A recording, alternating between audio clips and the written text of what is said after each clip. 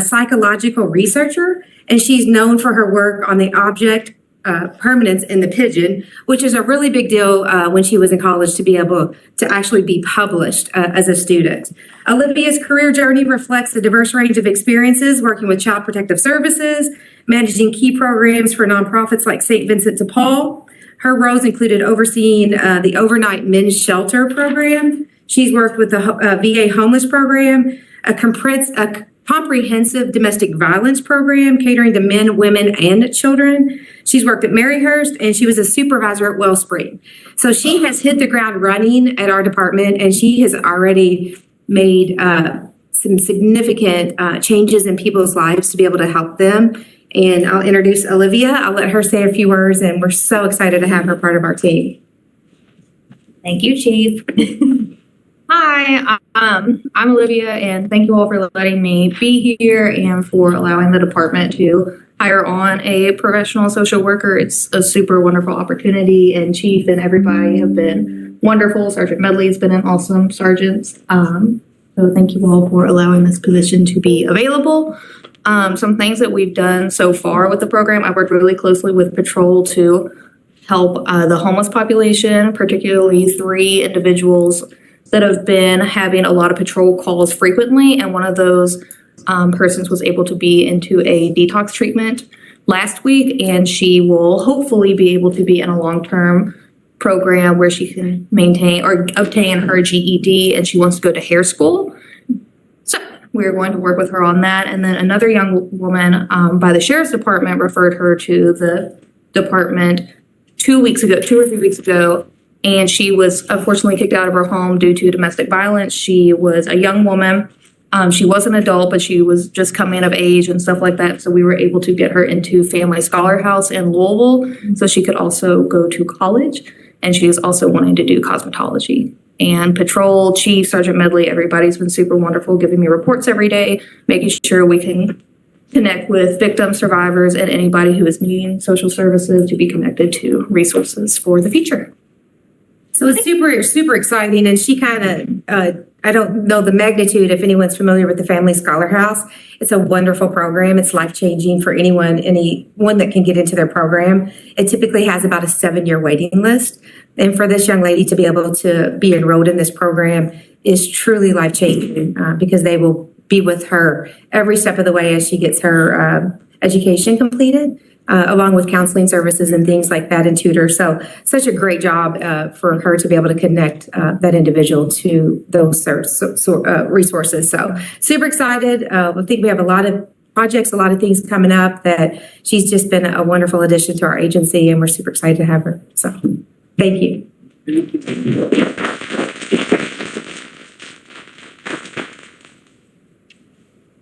Olivia, on behalf of the city of Bardstown, we want to welcome you, and we certainly already are grateful for the quality of work you're bringing to the department and bringing to the lives of people in Bardstown. So keep up the good work, and we're happy to have you on board now. Thank you. Thank you. We're going to move on now to, we have some bid tabs and service requests. The first one is the Mayor's Park, and really excited that we're finally getting close to this day where we'll have the city engineer, Jessica Filiatro, go over the bid tabs. But just some background is we talked about this project now. I've been working on it for about 3 years using QK4 is our architect engineering firm. That's a company we've used for our streetscape and other projects in Bardstown on a number of occasions. They do great work.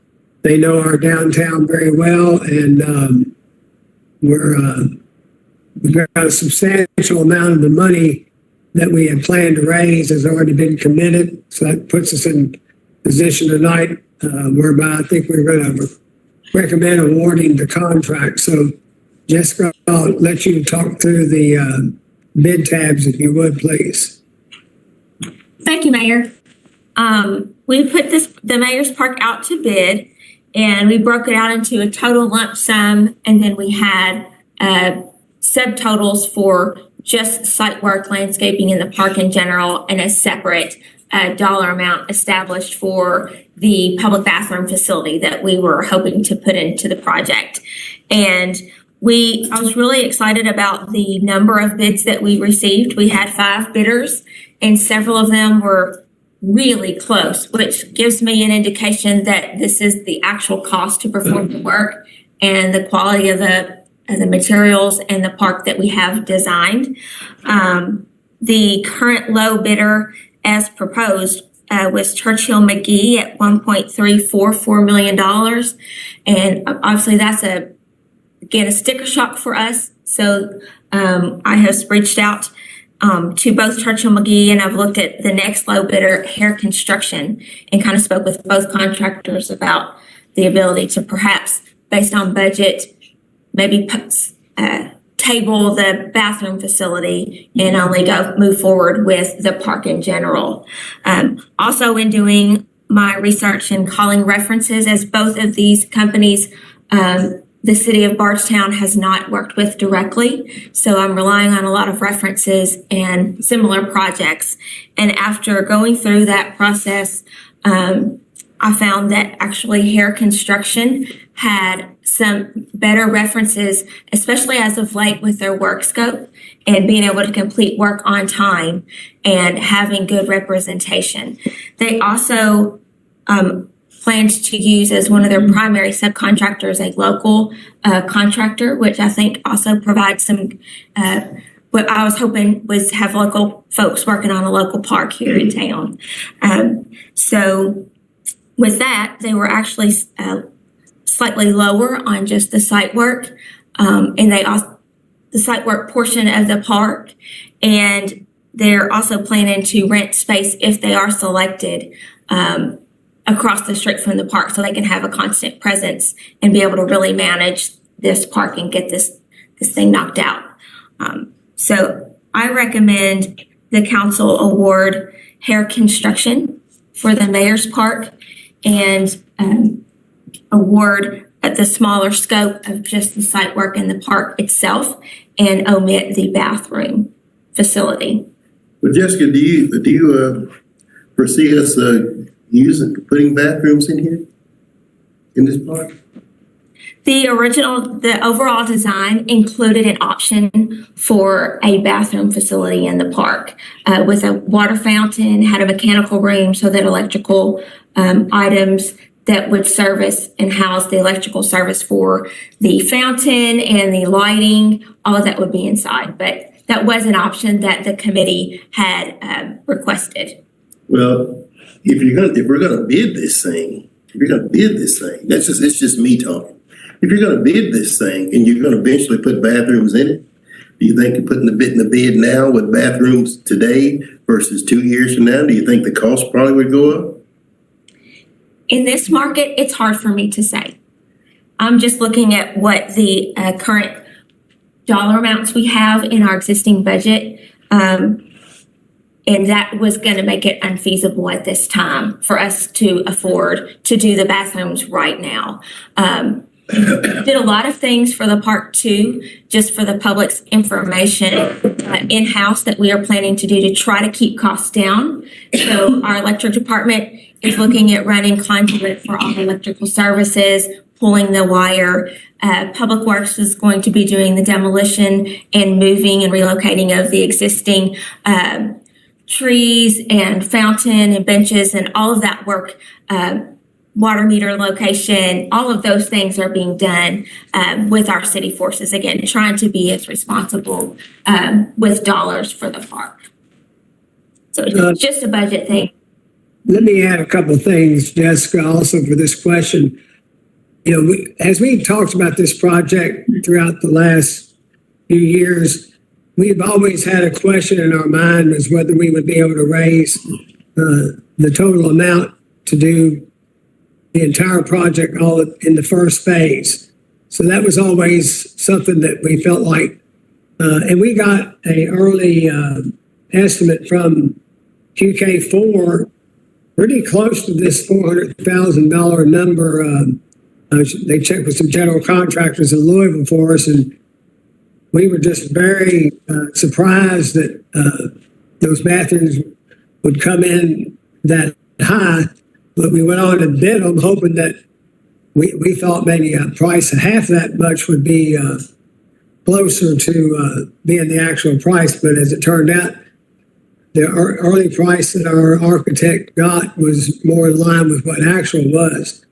So let me also share with you, when it comes to these major capital projects and fundraising, I've had quite a bit of experience in doing these kind of projects. And, typically you'd like to be have at least 60 or 70% of your money pledged or raised by, reliable sources before you really let the bids and get things going. Well, we have raised $707,000 of the approximately 940 or 39 we're talking about tonight. That represents about 75% of the project. So we're right where we, I think, need to be. And also, in recent months, the last 2 months, I should say, particularly when we learned of the Land and Water Conservation Grant of $150,000, since we got that notice and since we got the approval from the National Department of Parks and the final renderings done, we've been on some great momentum in the fundraising side of things.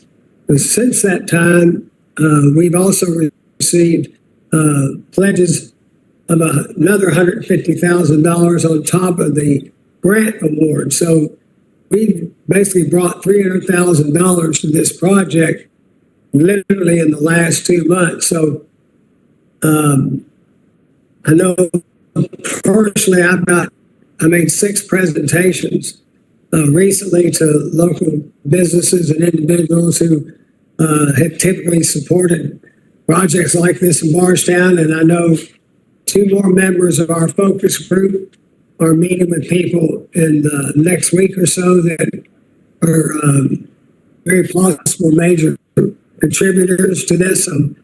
And lastly, we will be doing a direct mail piece out to members of the Chamber of Commerce, which we have not really solicited the smaller donors towards this project as of yet. But those are the people that we envision that will step forward and, make $1,000 contribution, possibly $5,000, $500 and so forth. So I feel very comfortable with that, with the effort we've got started in the last few weeks. And once we are breaking ground, that we should be able to raise an additional 100,000 within a very short period of time, and that'll get us really, really close to the final number we think we're going to need on this project. So that's how these projects seem to shake out. Once you get dirt turning and construction started, the interest really goes up. And I think people will really want to get behind this project.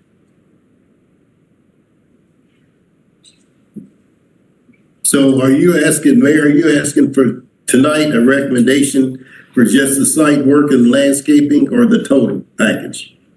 Just the site work and landscaping, which is really what we've described as phase 1 of this project. And based on the financial information I've just shared with you. We've been working on this. We've been kicking this can down the road for long enough. If you think that recommendations and references you've got, Jessica, with Hair Construction, you feel comfortable with them, I'll make a recommendation that we approve the bid for Hair Construction for the $939,750. Okay, and Hair Construction has a lot of experience working in Marion County with the school system over there, and actually they're the contractor that's building the clock tower in downtown Loretta right now. They're the general contractor for that project, so they've got I talked to one of the commissioners from Loretta today, and he gave them a good recommendation in terms of, the quality of work they do and so forth. So I feel comfortable with that as well. Mayor, this is Councilman Jones. I'll second Councilman Shekels' motion. Okay, we have a motion and a second. Okay, and I think Councilman Buckman is going to recuse. We have a motion and a second. Is there any further discussion? The only thing I wanted to bring up, Mayor and Jessica, and I'm in favor of your recommendation to leave the bathroom facilities out for now, just to keep it within budget. Obviously, are there some things as far as substructurally we can do to facilitate that being put in easier in the future and not cost so much? In other words, are there some sewer facilities and piping that we may be able to place underground and just stub off or cap off so we don't have to remove brickwork or paving or anything like that and try to mitigate that cost in the future, when we put the facilities in? It's going to be pretty minimal. This site is pretty small, and the sewer is located along the rear property line.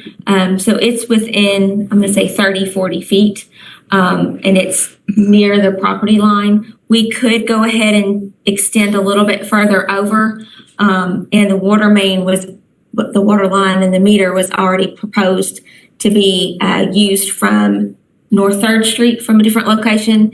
And I think we can make sure that when we install that water line in the future, it's going to avoid the brick pavers and all of that. There is a grass area in the location that was going to run directly over. So I feel like just from the layout and the design, we're in a good position to do that at a later time. So I feel pretty good about that. I don't think, because those are also features that we're going to be doing on our own, stubbing to the building. I don't think there will be a lot of disruption in those areas. Thank you, Jessica. Thank you, Mayor. Thank you, Councilman Knowles. Councilman Buckman, do you want to recuse yourself? Mayor, he stepped out. Okay, thank you. All right. If there's no further discussion, I'll ask all in favor to signify and say aye to the motion. Aye. Any opposed? All right, looks like the motion is carried. Thank you. Mayor, we've lost you on video. I'm not sure if you've got it turned off, but Noah can't turn you back on. Well, I don't think that's such a bad thing if you can't see me. We're supposed to be able to, though. Let me see if I can. How about that? There we are. You're a little blurry, but we can see you. There we go. Okay. All right. All right, we're back. Right, next item on our agenda is the electric transformers. I guess that is Eric there to speak of these. Yes, sir. All right. Eric, I have it open. Yes, sir. Am I good to go? Yes. Okay. We did have a transformer bid. We've been doing it now yearly the past few years. The good news is we are able to afford everything that we have to get this budget. It's not everything that I would have preferred or included in the bid, but we did cut a few things that was kind of a few spares that we like to have. But we are able to, within this budget, get everything that we are recommending. The majority of it is with Sunbelt Solomon, which we've been purchasing the past few years. They are remanufactured, so it is some reconditioned transformers, but we've been buying those now the past few years with no problems. And then a few new transformers from Brown Sound Electric. So that's the benefit of some cost savings, is able to, between multiple bidders, award the low cost between those. So that one thing that we discussed at the committee meeting is like everything else, there is a higher cost From just 2 years ago, a lot of these are about 300% higher than some of the ones that we purchased from the same size, the same manufacturer just 2 years ago. So, but we are able to afford it in this budget. It's definitely getting tighter to buy what we need, but we're trying to stretch that dollar and buy everything that we need within budget. So that's the recommendation, is to split the bid up between those two distributors for those amounts of $133,490 for Sunbelt Solomon and $76,599 for Brownstown. Okay, anyone, the council members have any other questions for Eric on this or comments? Mayor, I'd like to make a motion to accept Eric Richter's recommendation for the bid tab to Brownstown Electric and Sunbelt Solomon, as he mentioned. And Okay, we have a motion for Councilman Knowles to accept the bids as recommendation from Brownstown Electric and Sunbelt Solomon for our electrical engineer's recommendation. I'll second that, Mayor. Oh, sorry, go ahead. I'll second that motion. Councilman Hibbs. All right, any other discussion? All right, all in favor, signify by saying aye. Aye. Any opposed? All right, motion is carried. Thank you. And then, Eric, I think you've got the next item on the agenda is the overhead maintenance. Yes, sir. We have had this contract twice previously. Once a few years ago was Hamilton. This past year was with Elliott. They did several work projects for us, including the roundabout. This year for our contractor support, Elliott did not bid, although they did receive a bid packet. We did receive 3. This is for hourly rates. Of those 3, a couple of them we hadn't heard before. The Linecraft and the D&T, M&M Electrical Contractors who were recommending. They had bid previously last year, and I do know they are the main contractor that Salt River Electric uses. They also do work in Nolan, so they have several crews that are close by. So the benefit of that is, if you see on the cost breakdown, they are giving us no mobilization charges. That's any cost to bring a crew into town, whether it's for an emergency or for a short-term project. It's the cost to bring the crew and equipment into town. So some of the other crews are coming from Ohio or Michigan, which includes that mobilization cost. But because M&M has contractors here locally, they're able to do that at no charge, as they are also kind of our bid basis, which is a typical crew rate of the low number, $477 an hour, is kind of just what we use to compare between the bidders. They're also the cheapest on the per hour basis. So that is our recommendation, is for M&M Electrical Contractor to receive our bid to help us out with some projects. Okay. Anyone else on the council got any questions for Eric on these 3 companies and their hourly rate and their overall crew rate for these services? All right, hearing none, then I ask for a motion to approve the bid of M&M Electrical Contractor, Inc. for the recommendation of our city engineer, electrical engineer. So moved, Mayor. All right, Second. Councilman Sherman. I didn't catch the second. Who was the second? Coach Rowe. Okay.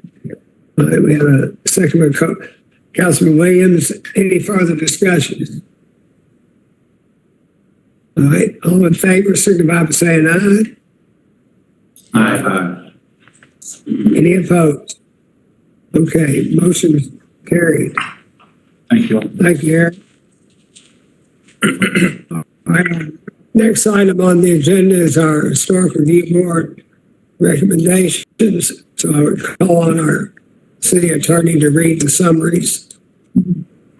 Thank you, Mayor. COA 2351, David and Margaret Elder, applicant owners, request to approval to demolish a historic accessory structure at 203 East Broadway.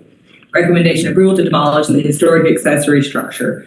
COA 2351, I guess it's A, B, C, D, and E. David and Margaret Elder, applicant owner, request approval to construct a 25-foot wide by 25-foot long two-car garage to the southeast of the main structure at 203 East Broadway. Recommendation: approval to construct the proposed two-car garage with the condition that the window on the east elevation is removed. C, COA 2351, David and Margaret Elder, applicant owner, request approval to construct an addition at the rear of the main structure at 203 East Broadway. Recommendation: approval to construct rear addition. D, COA 2351, David and Margaret Elder, applicant owner, request approval to replace asphalt shingle roof with standing seam at 203 East Broadway. Recommendation: approval to replace asphalt shingle roof with standing seam. E, COA 2351, David and Margaret Elder, applicant owner, request approval to remove tree in the rear of 203 East Broadway. Recommendation: approval to remove the tree with the condition that the replacement tree species will be conditionally approved. And then COA 2371, Annette Beavers, applicant owner, requests approval to extend her gravel driveway at 215 South Fifth Street. Recommendation: approval of the gravel driveway extension. COA 2372, Nancy Ballard, applicant owner, requests approval to add a rear addition to the main structure at 210 East Flagey. Recommendation: approval of the proposed rear addition with conditions that the applicant must get variance approval from the Board of Adjustment. The rear addition must be screened from the public way with fence and landscaping. COA 2373, Cindy and Jim Beavers, previous owner, Bailey Matchburn, new owner, applicant owner, requests approval to add a rear entrance and exterior door at 227 North 3rd Street. Recommendation: approval to add a new rear entrance and door. COA 2374, Billy Gantz, Evergreen Liquors, applicant owner, requests approval for a concrete accessibility ramp in the rear at 127 North 3rd Street. Recommendation: approval of the previously unapproved accessibility ramp. COA 2367, Jack Rain, applicant, Archdiocese of Louisville owner, requests approval to add a sign above the entrance at 114 North 5th Street. Recommendation: approval of the proposed sign. Okay, I don't think we have any recusal or abstentions on these recommendations this evening. Is that correct? No, sir. All right. And if I could, I'd ask for a motion to approve the recommendations as read by our city attorney, by the Historic Review Board with condition. So moved, Mayor. All right, we have a motion. Is there a second? Second that, Mayor. Councilman Hibbs? All right. Yes, sir. Okay. All in favor, signify by saying aye. Aye. Any opposed? All right, motion's carried. Thank you. Next, we have a road closure request by the Waters Club of Bardstown for our Christmas parade. This is basically the same request we've been getting for the last several years since the Kiwanis Club has taken over that parade. And I think, Chief, are you familiar with all did they talk to you all? Yes, it's the same as previous years, so we don't have any issues with it. Okay. Looks like that's going to be December the 7th at 6 p.m. Anyone on the council got any other questions of the chief on this request? Of course, we'll also go through District 4 over D-Town to get their permission on Stephen Foster and 3rd Street. Okay, seeing none on that, I'd ask for a motion to approve the road closure request by the Waters Club of Bardstown for our annual city Christmas parade on December 7th. I make that motion, Mayor. This is Councilman Williams. All right, thank you. And the motion by Councilman Williams, is there a second? Second, Mayor. All right, motion second by Councilman Jones. Any other discussion? All right, Mayor, I'd like to abstain from this.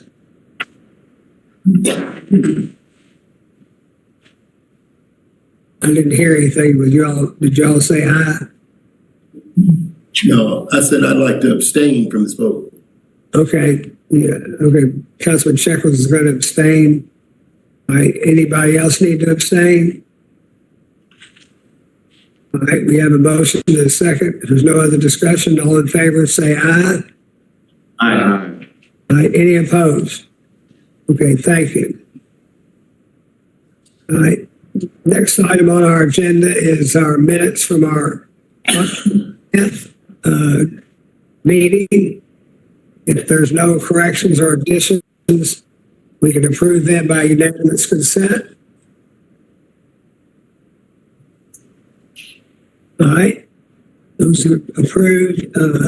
Next item is a second reading of ordinance B 2023-17 on our classification and compensation plan. This is a second reading. If you recall, we addressed this in the first reading of the last meeting, primarily the result of some changes in personnel with Nahome's retirement from our cable and internet department, and Brandon Brewer leaving the city and going to work for another company has kind of precipitated these changes. So we've already had an introduction. I'll ask the city attorney if she would read the summary of this. Thank you, Mayor. Summary of ordinance B 2023-17, classification and compensation plan. An ordinance amending and adopting as amended an ordinance creating the classification and compensation plan. The City Council of the City of Bardstown, Kentucky does hereby ordain that amendments be made to Chapter 35 Employment Policies, the Classification Plan and Compensation Plan of the City of Bardstown's Municipal Code of Ordinances by amending the title, pay grade, and number of authorized positions as follows. In the Administration Department, strike 1, add 2 positions with the title of Maintenance Worker, grade 4. In the Cable Net Department, 1 position, which is exempt, strike the title Chief Information Officer, add the title Broadband Engineer, grade 14. Striking entirely 1 position with the title Network Engineer and a pay grade of 10. Adding 1 position with the title of Network Administrator with a pay grade of 9. Adding 1 position with the title Broadband Network Administrator with a pay grade of 7. This ordinance shall take effect immediately upon its passage, approval, and publication as required by law, and the summary is certified by me, Audrey Hayden, City Attorney. All right, thank you, Audrey.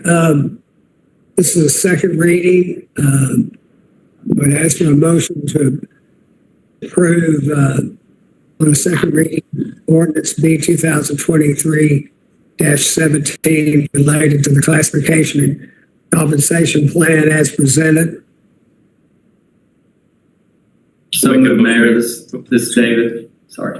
Councilman Jones, is there a second? I'll second that, Mayor. All right, Councilman Hibbs. This is a second reading, so I'll ask for everyone, all in favor, to say aye individually, starting with Councilman Hibbs. Aye. Aye. Aye. Aye. Aye. Okay. So motion's carried. Thank you. Next, we have our quarterly financial report. Our City Administrator Aaron Bowes will give us an update on how we are standing in our first quarter report. So, Aaron, I'll turn it over to you. Thank you, Mayor. It's been a little bit since I've done one of these reports, so I try to get back on track. General fund continues to perform well, even continuing off of last year's performance. So we'll just get right into it. General fund, our revenue, we're at about 15.3% of budget. We've taken in $2.4 million of revenue. As you can see in the chart there, 1.9 $2.9 million of that is from occupational license fees. And that's one of our main revenue drivers for the general fund. And that line item just individually in our budget sitting at 25.47%. So again, performing very well, right on track as to where we were expecting it to be.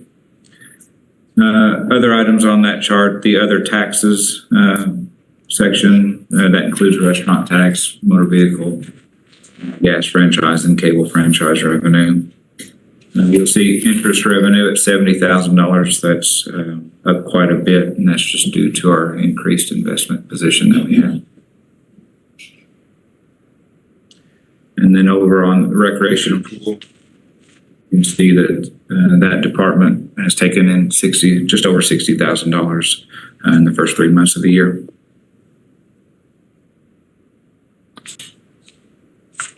Moving on to the general fund expenses on the next page. Now you can see salaries and payroll tax make up the majority of our expenses. We're at $2.9 million of expenses for the first 3 months.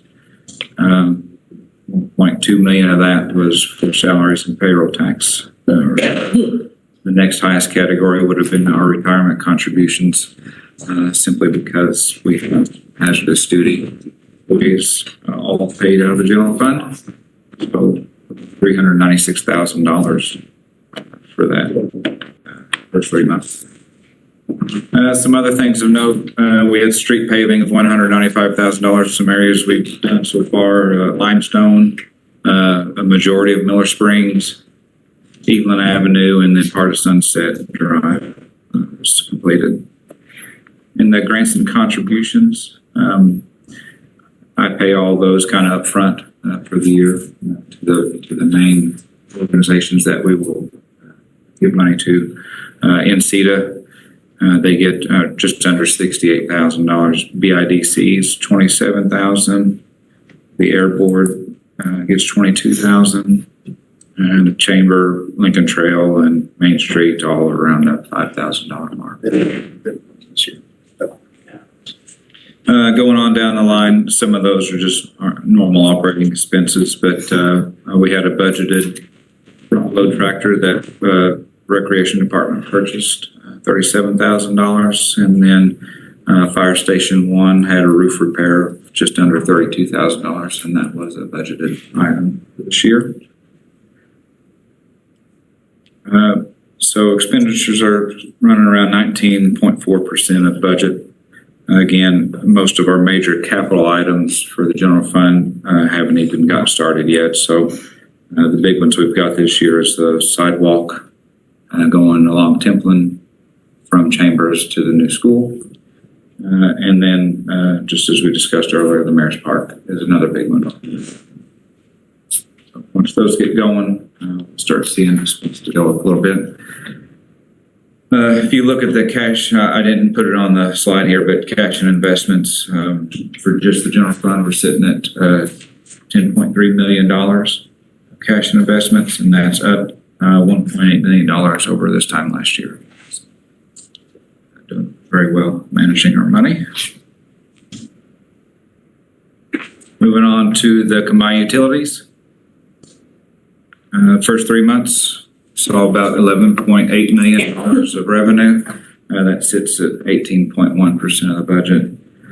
95% of that revenue comes from service charges, fees charged to customers. Came in at $11.2 million. Most of the other things are fairly small and insignificant compared to that number.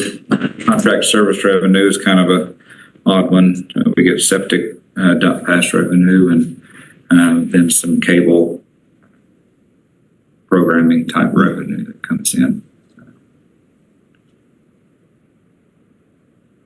There's no questions. We'll move on to each of the departments individually. But first, overall, the combined utilities, the expenses that we saw so far, first 3 months were $10.1 million, or 15% of the budget. The first chart there is just detailing electric department expenditures, running around $3.6 million, or 19% of his budget. The majority of his expenses come from the electric purchase for resale. So, as of September 30th, $2.5 million. Electric construction was the next highest expense category, just under $445,000. And that was all for transformers. And in the maintenance and repairs category, system maintenance, total was just under 50,000. System maintenance was about 32, but we had a backyard machine that we had repaired. That's in that category too. So we had, I think, budgeted to purchase a new one, but we were able to get the old one repaired for $13,000. So worked out well for us. And then the outage management system, about $44,000 in expenditures so far. That's a budgeted item. Hopefully you're going to get that online within the next few months.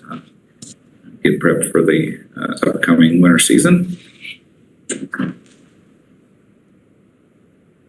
Moving on, we'll go over to the next one as for water, sewer, and garbage. Kind of lump them all together because some of their expenditures get spread throughout those departments.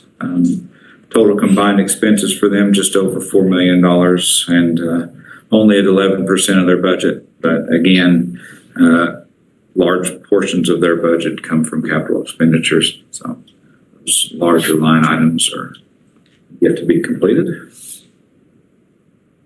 Major spending going on in our water construction projects and sewer construction. So you can see in the first 3 months, just in the water construction projects, we've spent $1.2 million.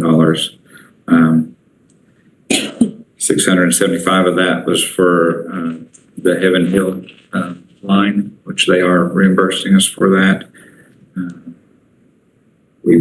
The big tank out on 245, $375,000 so far.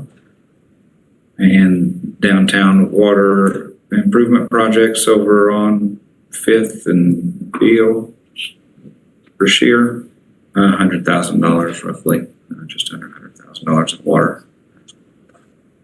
And then our North Nelson Water Interconnect project has got started too, and the first 3 months we spent $59,000 on that. Sewer construction projects came in at $406,000. Our downtown sewer, which is in the same area as the water project, was about $258,000 so far. And then we're gearing up for some design work down Creek Plant, $141,000 in that project. Most of the other expenses on that chart are just general normal expenses that we'd see. Stands out there.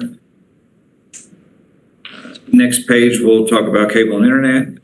They're at $2.5 million for the first 3 months, about 19.4% of their budget.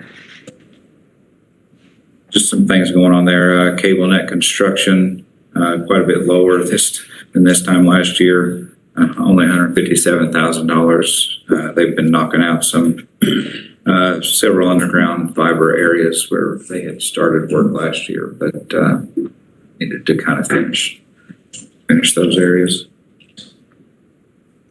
I don't really see too much else. Questions? Combined utilities.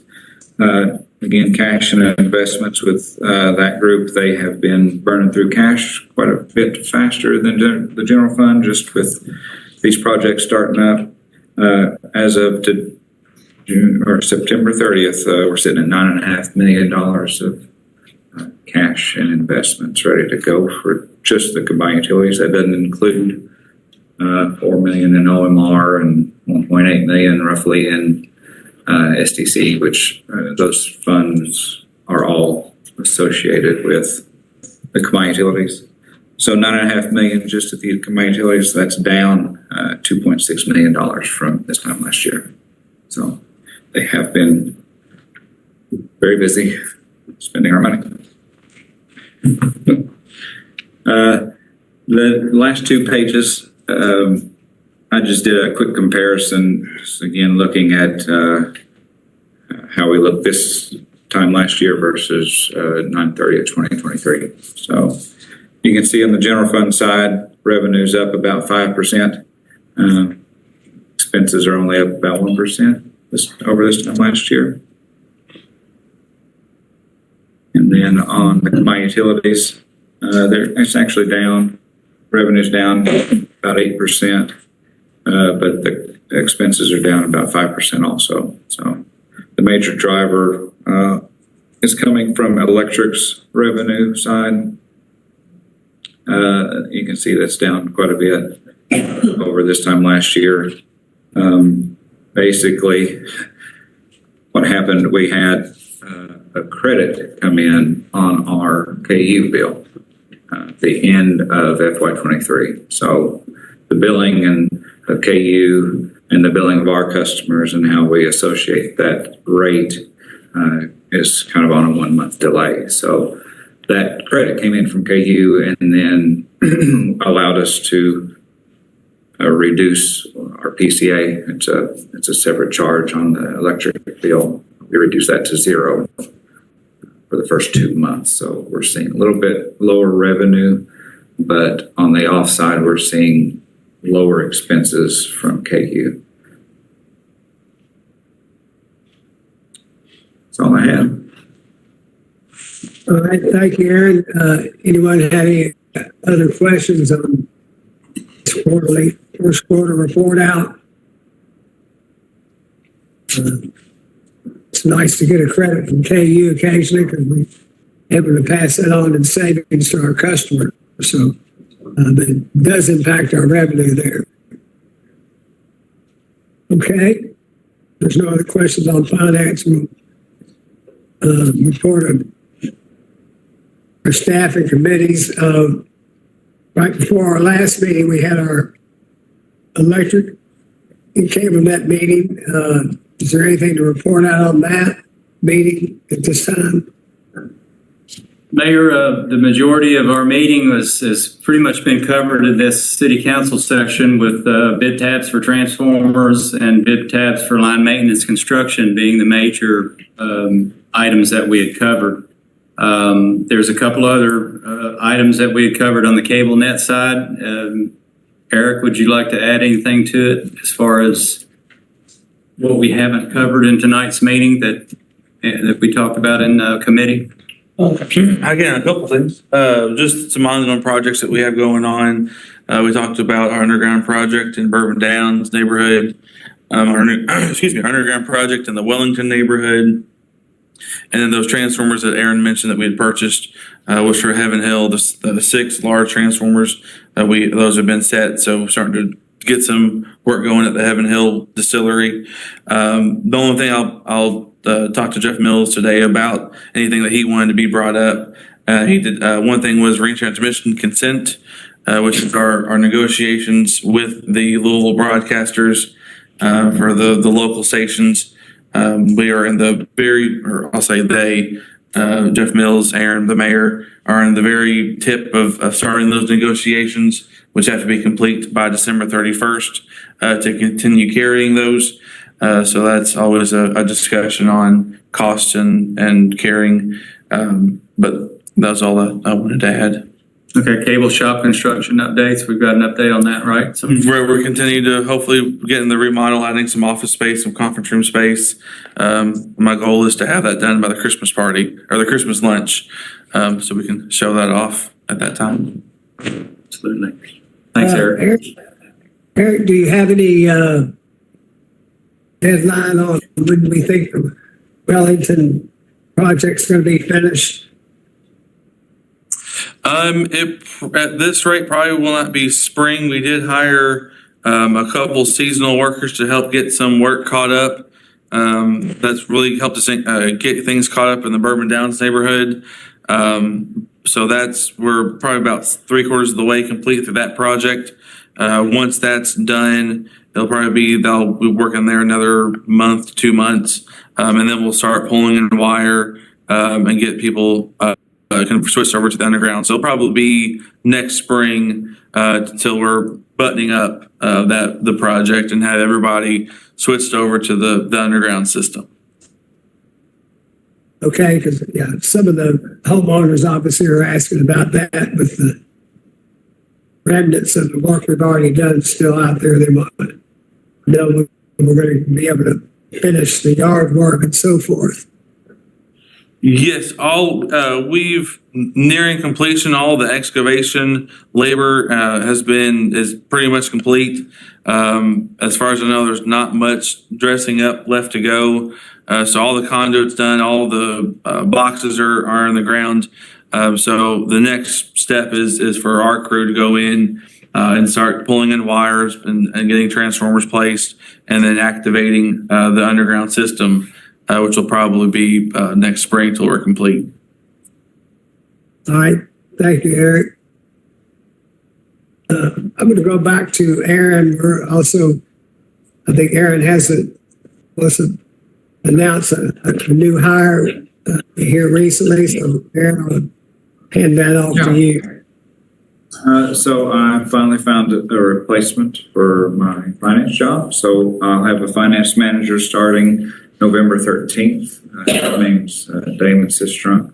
He comes from the city of J-Town. He lives in Fern Creek, but he has spent his entire career either through Louisville Metro, city of J-Town, and the city of Lexington.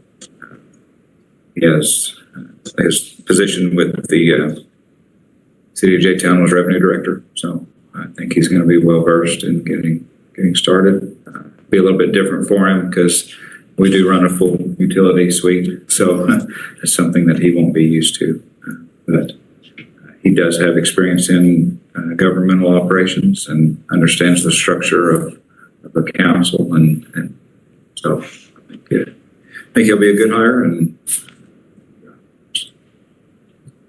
I'll bring him to a meeting whenever he starts. All right. Thank you, Aaron. Under the next item, we have a resolution authorizing the mayor to sign off on our discretionary funding for asphalt we got from the state based on our request. It's the same type of resolution we approved at our last meeting for the land and water conservation funds we got through the Department of Local Government. So I need a motion to approve this resolution R 2023-11 for the purpose of executing that contract for approximately $17,000 worth of paving funds for be used on Guthrie Drive and Atkinson Hill, as well as Buchanan. I'll make that motion, Mayor. This is Councilman Williams. All right, we have a motion by Councilman Williams. Is there a second? I'll second it, Mayor. All right, we have a second by Councilman Shekels. Any other discussion or questions? Seeing none, then all in favor, signify by saying aye. Aye. All right, any opposed? Okay, we have a municipal order M 2023-3. I'm gonna call on our city attorney, Audrey Hayden, to talk us through this evening. Sure. Thank you, Mayor. There's a little bit of confusion. I think we need a little bit more information on this. From what I'm understanding from the city clerk, the application by the property owners was submitted to the PVA last October or November, but it seems like maybe due to the change in administration after the election, the request was never forwarded to us. And so until someone reached out to check on the status, we weren't aware it had been submitted ever to the PVA. I think the county may have taken it up, so it was sent to them, but never sent to us. So we're just kind of looking into that. So Mayor, I think before we can approve that, I'd like us to maybe table it just so we can kind of confirm those dates and make sure that, through no fault of the property owner, it wasn't presented to the council before tonight. It sounds like it was just some communication between the PVA and us, I think, is the issue. Is that fair? Okay. Is that Mr. Tuck building? Yes, it is. And so, Mayor, I think it would be best if we just table this tonight till we can confirm that information. All right, so then we ask for a motion to table based on your recommendation after hearing of the delay in the application process from PVA back to the city. That would be my request, Mayor, I think, if someone wanted to make that motion. All right. I'll make the motion, Mayor. I have a motion by Councilman Hibbs. Is there a second? Second. That was Councilman Jones. Yes, sir. All right, any other discussion? All right. And all in favor of the motion to table this tax moratorium request in 2023-3, signify by saying aye. Aye. Any opposed? Motion's carried. Thank you. We don't have any cemetery deeds this evening. Do any members of the council have anything to bring before the council this evening? All right. My update is just we're really happy to get the Mayor's Park finally to a bid. We've been working on that extensively for the last part of the last 3 years, and very happy to see the support we've gotten locally from the private sector to build such a park. And I'm just really happy to get to this point, and it'll be a wonderful addition to our downtown between now and next spring, hopefully when it's completed. And then as far as I'm gonna be off the rest of this week per my doctor's instruction, and I'll have to miss the mayor or the Christmas parade because I'm having surgery on my shoulder that day. So if you don't see me in the parade, you'll know why. So sorry to miss out on that, but gotta get all these things fixed and out of the way. So back on the job hopefully Monday. So all right, if there's nothing else, I ask for a motion for adjournment. So moved, Mayor, and I hope you get to feeling better. Yeah, well, it's getting better. So takes a little longer the older we get. So I'll get there. So we have a motion. Is there a second to adjourn? Second, Mayor, All right, and ditto what Councilman Shekel said. all right, thank you. And there's a second by Councilman Williams. All in favor, say aye. Aye. Any opposed? We are adjourned. Thank you. Thank you.